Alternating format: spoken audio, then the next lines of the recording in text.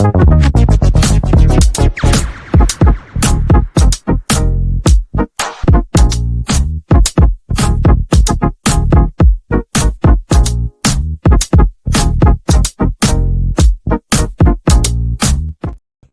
everybody, and welcome back to the West Ham Network. I'm Anton, bringing you a Anton reacts to your comments video. We haven't done one of these in a while, but I thought I'd take some of your comments that have came on our YouTube channel, and I will react to some of them. So it'll be not long. I've grabbed maybe what 4 or 5 of your comments, and we'll address some of them. So it gives us a chance to address the comments you do put on our channel. So without further ado, I'll get started on number comment 1, coming from our good friend Grelch, who's also a channel member. Whether or not we are relying on him, we're not. He's a chapter we need to close and move on from. I think if he gets cleared of the charges, we need to move on from him. Enough already, and that is on reaction to the video I did earlier on yesterday regarding Lucas Paqueta and the potential for him to be banned at West Ham should he be found guilty, and obviously the potential new evidence that's come out could be damning towards him. And I asked the question, can West Ham survive without him? And I simply am going to say that I think West Ham can, but we would then lose an asset if he was found guilty.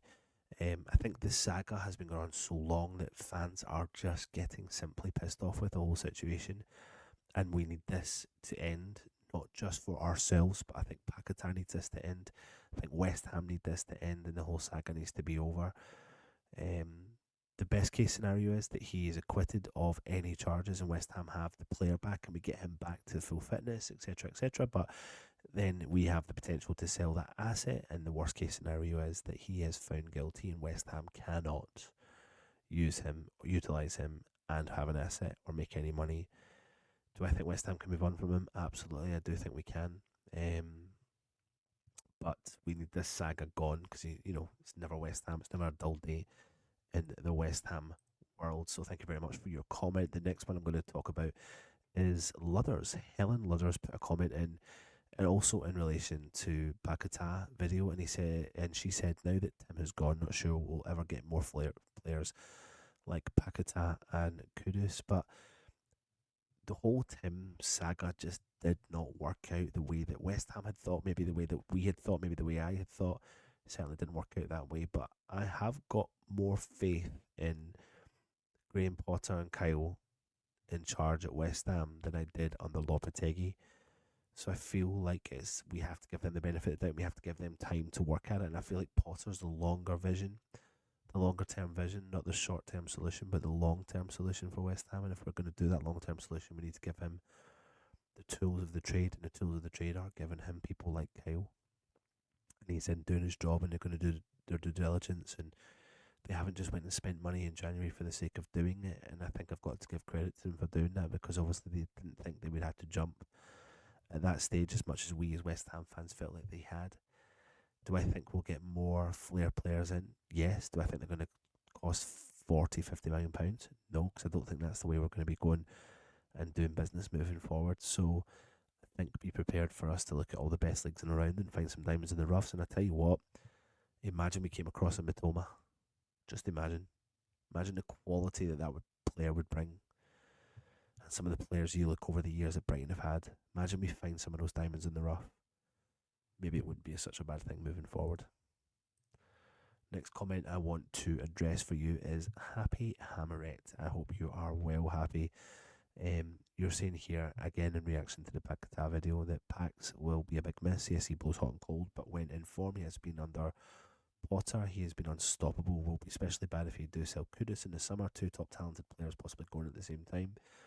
I do believe in Potter and Macaulay and the rest of the staff at the right fit to get in the right replacements, and I agree with you. And I think Kudus might go in the summer. I'm disappointed if he does, because I feel like when you've got a player of that quality, yes, he has dipped in form.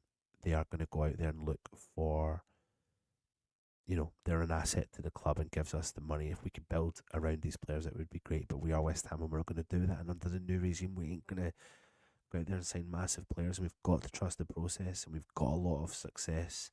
Sorry, they have had previously had some really good success in doing what they have done before in the past clubs. So I think I do agree with you. I think we can move on from these players. It's just about leaving these people to do the jobs that they are definitely entitled to. This brings me on to the next comment, which I think is really vital here from Neil Chapman. He said, in relation to Potter, he said he was lucky to have the players at Brighton, and at Chelsea he had the money and failed. At West Ham he had the players but totally bad team performances. He's shown his real credentials non-existent. He has reached his potential and he's not good as everyone thought. We'll go down if this continues. Other teams are picking up points and will pass us sooner rather than later. We need to spend to get a proper coach instead of going for the cheap option. I'm sick of the crap you spout just to post a waste of time video. But I don't know if I agree with that, Neil. I think, first and foremost, let me just address the following comment, the following point about wasted videos just to fill a void. If we're linked to a player, we've always stipulated we'll bring that to you. Whether or not we believe it's true is a whole different ballgame. We're not saying it's true. There's your stipulation. So we're bringing you the content that's been brought out from the mainstream media. We're going to report on it. And we're going to see if there's any element of truth into it. In terms of Potter, let's be realistic here. Chelsea's role and job has always been a poison chalice. So I think it's unfair to judge Potter personally on his Chelsea tenure. You can judge him on his Brighton tenure, but what you can say about Brighton is from top to bottom, they ran the way that maybe you want a football club to be ran. And the proof is in the pudding that when De Zerbi steps in and now they've got their new coach in, that they're being successful under the regime. It shows you that the regime works from top to bottom.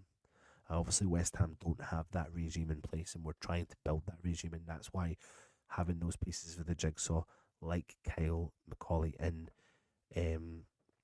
can really help West Ham progress moving forward, and that's what we need to concentrate on doing. I don't think there's any doubt in my mind that we're getting relegated this season. We're opened up a big gap. It's a huge gap. It's a lot of big gap for these teams to turn around, and I can't see them teams getting that points. Is it a common case of there's three worst teams in the Premier League? Yes. But do I think we're making the right strides forward? Yes. And this coach has come in and utilised a squad. He's gained a squad. He's not done anything with it yet. But they're taking their time to build on what they're going to do. They're going to sell players. They are, to get some finances in to be able to allow them to go into the market. But let's not expect spending big. It's not going to happen. I cannot see it happening at West Ham. So there's no point in getting ahead of ourselves thinking we're going to go out there and buy 50, 60, 70 million pound players. That is not going to happen, because if it's the regime that are trying to build, it's very similar to the Brighton model. That is not the Brighton model. They do not spend 60, 70, 80, 90 million pound on players, because it's proven that you don't need to do it. You can buy more at lower value, taking risks, sell on for profits, and therefore run a business, but also run a football club, and you take more risks and less hits. More risks and hope that you uncover a diamond in the rough if you've got a good system in place. Again, though, everyone's entitled to their own opinion, of course, aren't they? The last comment I want to address today is, do I think the negativity at London Stadium is somehow affecting the poor results there, as our away form is better anyway? Loved it yesterday against our over the Arsenal game as well. This is from John Thailand. And in answer to your question, I think it's not the West Ham fans, because we all know the London Stadium and any stadium can get rocking if you have the right vibe, the right timings in place. Football's changed. Football is changing in front of our very own eyes, and the world of football is changing. It's got so corporate that it's like they're trying to remove that fan that creates that atmosphere. And stadiums do have atmospheres, and clubs do have atmospheres, and we are capable of having that atmosphere. But it's very tough, especially when you've not got anything to play for. It's very tough when the costs of going to a game are a fortune. It's very difficult when your owners take away the concessions and don't allow people to sit close to each other and are forcing your hard-working fan out of the game. It's tough when there's no real consistency in supporting the club to try and create an atmosphere. I'm not asking for drums. I'm not asking for bands. I'm just asking for some transparency, which is what Karen Brady talks a lot about in our interview with Sky Sports, and communication. I think that's the biggest thing I've always stated, John, is the lack of communication from our owners is ridiculous, and we want that. And it's funny because Karen Brady says in our interview with Sky Sports is to be transparent with the people at the club, but I feel like you're less transparent with the people that help you have this club in terms of your finances, which is us fans. We need to be brought into the mix a little bit more. We need to understand what's going on from behind the scenes and maybe explain to us more and what we can do to help and what you can do to help us make that a fortress. It's always going to be tough at the London Stadium because of the big gaps all over the place, but we all know that place can make some noise.